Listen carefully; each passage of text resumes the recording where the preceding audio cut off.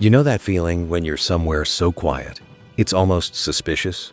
No city noise, no engines, just rock, trees, and the salt of the Mediterranean night. And then you see it. A flicker, low to the ground. Not a campfire, not a lantern.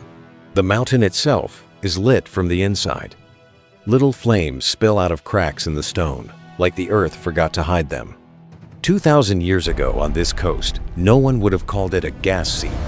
They would have whispered a name: Chimera.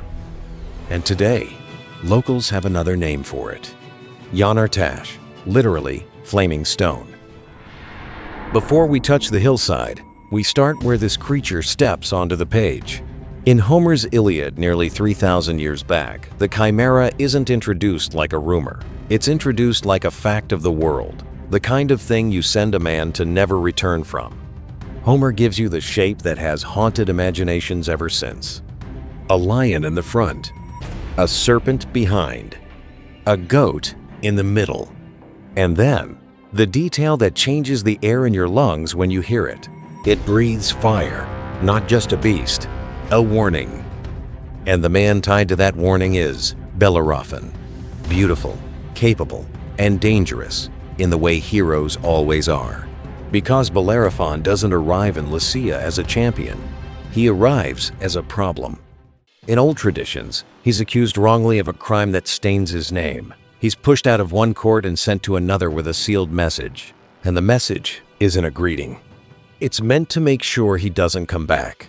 But the king who receives him is trapped by something older than the letter: the law of hospitality. You do not harm a guest under your roof. So the king chooses a cleaner solution.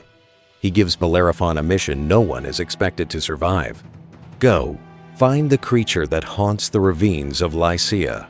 Go face the Chimera. If he never returns, the king's hands stay clean. If he vanishes on the road, the letter still gets what it wanted. Either way, the problem disappears. But Bellerophon understands something immediately. You don't fight that description on foot. Lion speed, serpent unpredictability, goat stubbornness on cliffs, and then fire.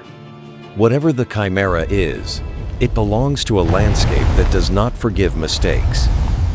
So he looks for something that doesn't belong to the ground. He needs the sky. He needs Pegasus. Now, myth never comes in one version. It comes in variations. But one famous strand says a goddess intervenes, Athena, and she gives Bellerophon what every impossible story needs: one precise tool. A bridle. Not a weapon, not armor. A way to control the uncontrollable. And with it, Bellerophon tames the wild winged horse and rises. For the first time, a human looks down on the world from the height of a god. Then he finds the place the story has been pointing to all along. Lycia. Not gentle country. Steep mountains. Jagged coastline. Sudden ravines that swallow sound. You can be in harsh sunlight and then 3 steps later in shadow so cool it feels like another season. And here's what makes this legend unusual. Ancient writers don't treat the Chimera like a floating fairy tale that could happen anywhere. They anchor it. They pin it to the land. The geographer Strabo, writing in the Greco-Roman world, ties the myth to real terrain mountains near the coast, and even a ravine you could point to and say, there. And once you start looking for there, the story clicks into place, because Lycia has something that feels like it belongs to the Chimera, even if you've never heard the myth: fire that doesn't behave like normal fire. A Roman author, Pliny the Elder, writes about a place in Lycia and says it plainly: Mount Chimaera burns. And it does so with a flame that doesn't go out day or night. Pliny even repeats an older report: water can make the flame flare, while earth can smother it. Whether every detail is literal or not, you can almost hear the human impulse behind it. Hold that image: a mountainside that burns by itself, night after night, year after year. If you're an ancient traveler, you don't have chemistry. You have myth. So now, let's walk the myth forward into the real world. Today, on Turkey's Mediterranean coast near Çıralı, There's a place called Yanartaş, Flaming Stone. Dozens of small fires burn straight out of rock. Climb at night, and the slope sparkles like the ground has its own constellation. It's natural gas seeping through fractures, burning the way it has for centuries. And once you know that, the Chimera stops feeling random. It starts feeling like a name attached to a place, a legend with an address. Even the fire myths gather here: Hephaestus, the smith god, woven into the coastline's glow. Picture it: sailors offshore, a faint light on the slope, stone-breathing flame. Suddenly, the Chimera doesn't feel distant, it feels local. And that's when the description starts to matter. Lion, goat, serpent, fire.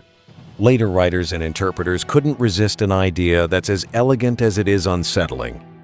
What if the monster is the mountain told in the language of animals? A peak where predators once belonged in the imagination. Middle slopes, where goats actually live. Lower scrub, where snakes slip between rocks. And at the center of it all, the breath, flame. That interpretation doesn't have to shrink the legend. It can feed it, because it suggests something deeper. People weren't inventing a monster just to entertain themselves. They were trying to give a face to a place that behaved like it was alive. Now, what about the hero? What about the moment the Chimera is defeated? Some tellings describe the victory almost casually. Pegasus, Bellerophon, and the danger passes. End of story.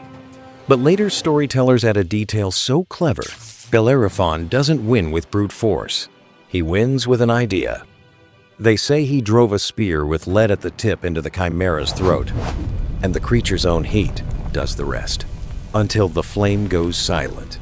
A creature that uses fire, undone by fire.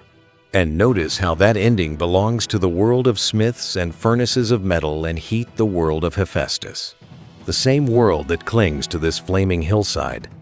So now the Chimera becomes two things at once: a monster you can picture, and a phenomenon you can stand beside.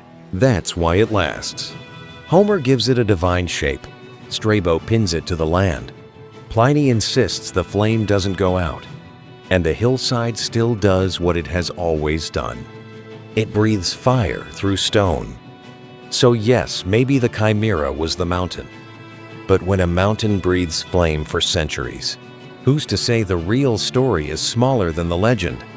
Sometimes the most honest ending is the one ancient storytellers already knew. The monster is gone, and yet the breath is still here.